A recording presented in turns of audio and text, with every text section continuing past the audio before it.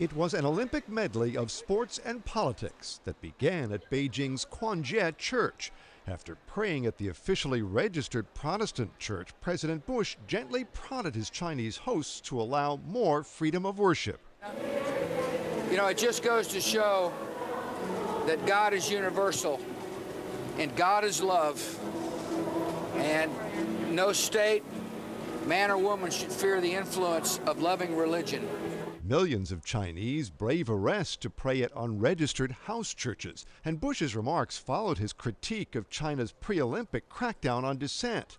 But his main role here has been first fan, cheering on U.S. Olympians. He's done that with relish, watching U.S. athletes both in practice and competition, but in between events, he also worked with aides to halt fighting between Georgia and Russia. U.S. officials are increasingly alarmed at Russia's overwhelming use of force to stop U.S. ally Georgia from reclaiming its breakaway South Ossetia region.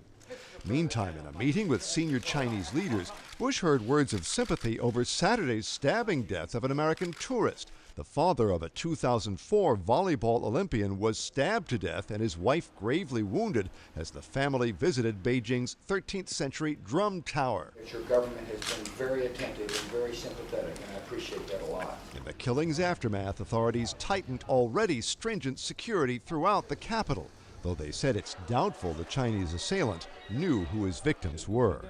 Mark Smith, The Associated Press, Beijing.